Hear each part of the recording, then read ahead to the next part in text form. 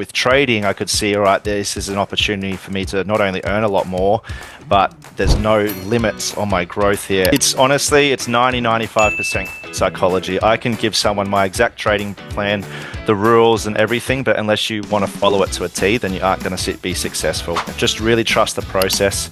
It might seem slow at the start, but when the power of exponential growth kicks in, it can take you places quickly. I'm done by no later than 5:30, and then I take the dog down the beach for a sunset walk and a sunset coconut. I think we're in a really interesting place in terms of trading. I'm really enjoying the market this year. Yeah, it looks a lot more difficult, but I think it's presenting a lot more opportunities because of the volatility. I'm loving it. Hi everyone, thank you for joining for another session here with the Trading Pit. We have a very interesting short interview that we're doing here with Cody. Cody is actually quite an interesting guy. He has joined us several times in the live trading room, and I wanted to ask him a little bit more about himself and his journey and how he became the trader and educator that he is today. Okay. So Cody, thank you. Thank you so much for joining us today. Hello, hello. Thank you for having me. Very excited. So, first of all, I do want to ask you, your first few steps, right, when you got into trading, what would you say was like your turning point in life where you said that this is what I want to do?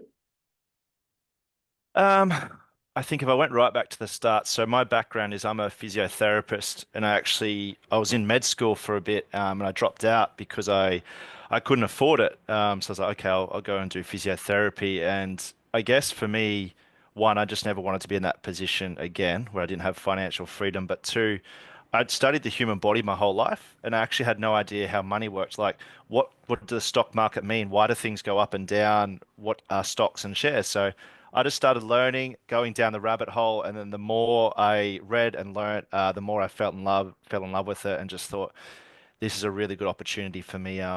You know, my longevity in a physio and health career isn't going to last forever, so this is a really good way out for me in the future.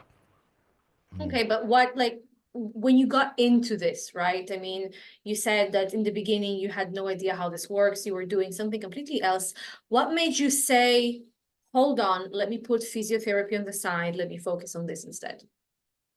I think once I finally understood its true potential, and I could unsee the exponential growth that would happening or was going to happen with trading, there was a few incidences at work.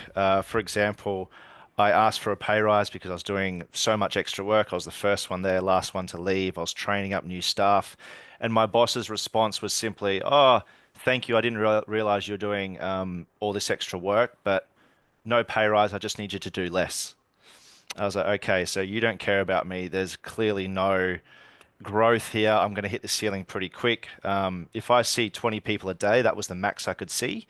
That's the maximum I could earn. While with trading, I could see, all right, this is an opportunity for me to not only earn a lot more, but there's no limits on my growth here. And it enables me to work for myself, which I care about me. My boss doesn't care about me. And then obviously the time freedom, freedom to do the things I love. So it was very eye-opening once I could see that. Were you worried that you made the wrong decision when you made that shift from physiotherapy to trading?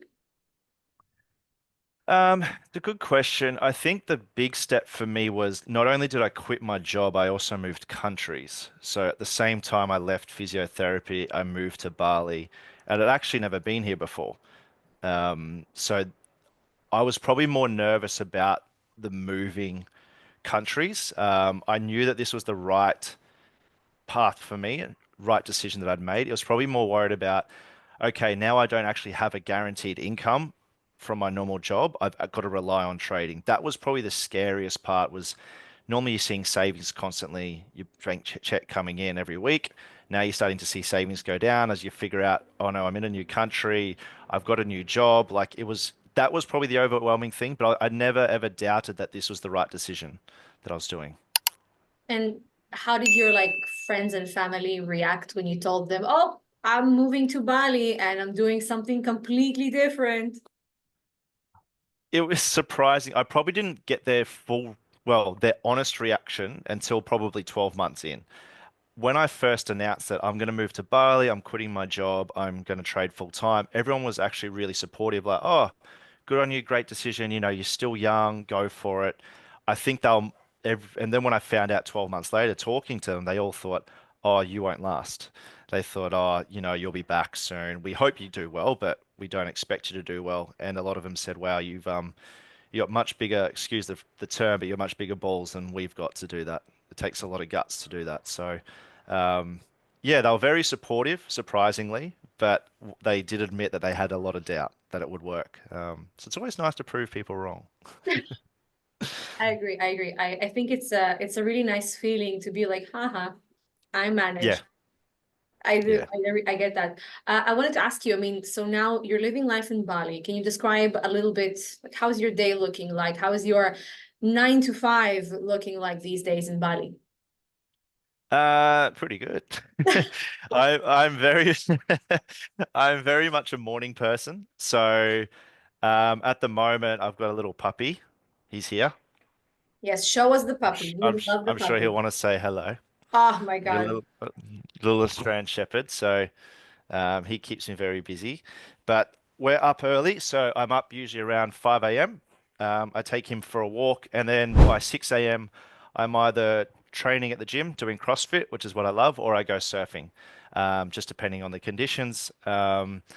Then after that, it's coffee and breakfast with friends. Usually, if I've got any errands to do or chores, I sort of do them. I still do a little bit of coaching in the gym because I do love that. I still love coaching people. And then around 3 o'clock, my time here in the afternoon, I start getting ready for trading. I'm done by no later than 5:30. If I hit my targets early, I disappear early, and then I take the dog down the beach for a sunset walk and a sunset coconut. Then usually out for dinner with friends. So it's not a bad Coconut, life. sunset coconut sounds like the best thing ever. Yeah, and the dog Honestly. likes them too. He drinks the whole one himself, so it's nice to have a little sunset buddy. Oh my God, puppy's living his best life. Wow. He certainly is. Did you ever think when you first started with the move and with trading, did you ever think you're gonna end up doing sunset coconuts with a puppy in Bali? No, absolutely not. Especially living overseas doing it, I never ever thought that would be the case. Um, I probably thought when I first looked at investing and trading that it was going to be more long term.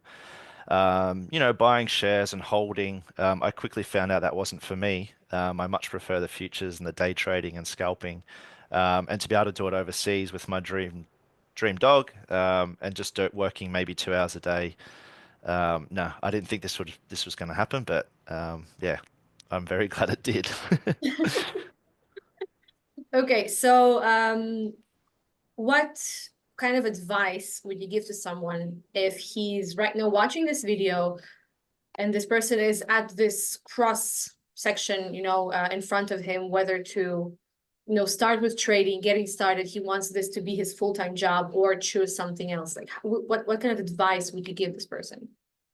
Well, first of all, definitely do it. It's honestly, it's 95% psychology. I can give someone my exact trading plan, the rules and everything, but unless you want to follow it to a T, then you aren't going to be successful. I think personally is trust the process and the outcome will look after itself. That's what I tell everyone. Once you've got that belief, that knowledge, you've tried and tested your strategy. You don't even have to worry about the outcome of the trade. You just know long term that it's going to work.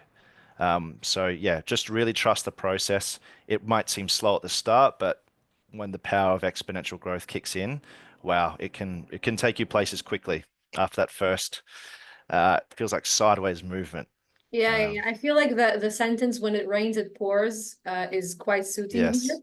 I feel like a Yeah. lot of the people that we talk with are, you have this like beginning, right? The beginning of your journey, and people are really focusing on education, psychology, education, discipline. But once you get there, when it rains, it pours.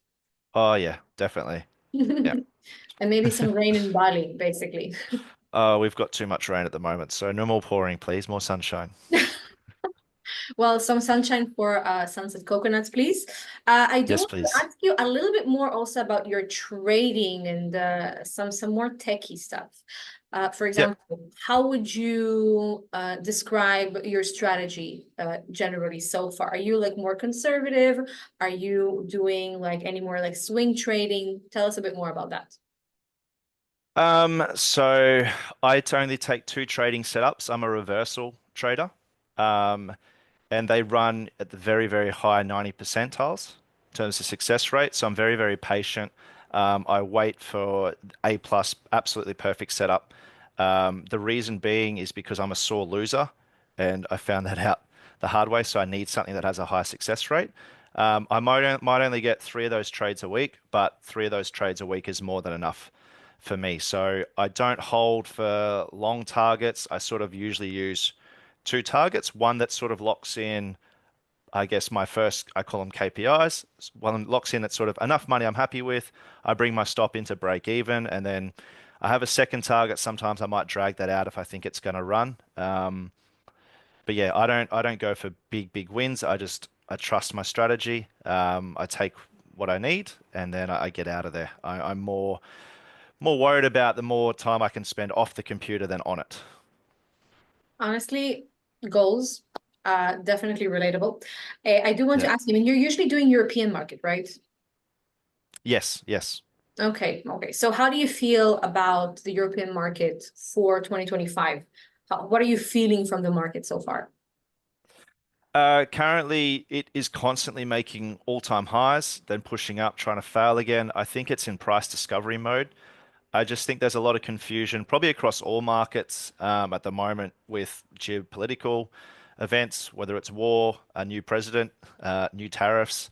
There's just lots of announcements at the moment, and with the power of social media and AI, like there's a lot of fake announcements or yeah. So I think we're in a really interesting place in terms of trading, certainly compared to when I first started, where there's a lot of volatility, but where there's a lot of volatility, there's a lot of opportunities. So yeah, I'm really enjoying the market this year. Yeah, it looks a lot more difficult, but I think it's presenting a lot more opportunities because of the volatility and the difficult global circumstances.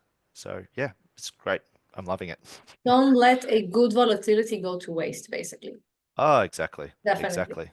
Well, Cody, any final words that you want to add? I mean, we love chatting with you. We love having you sometimes as a guest on the live trading room sessions we have on Thursdays. Any final words, tips, or maybe you want to tell us a bit more if we can get coaching from you? Yeah, so I do some work with Samurai Day Trading. So you can contact them if you want to do some coaching with me, or you might be able to drop into our live trading room, which we also join forces with the Trading Pit here. Absolutely wonderful funding platform, very professional, and you're actually dealing with real humans, which is what I like as well. But my biggest tip is just patience pays. Trust the process. The outcome will look after itself. Patience pays. Just remember that, and you'll be fine.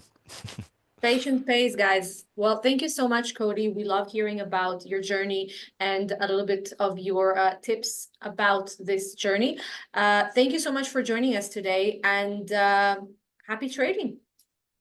Thank you for having me. Look forward to seeing you again.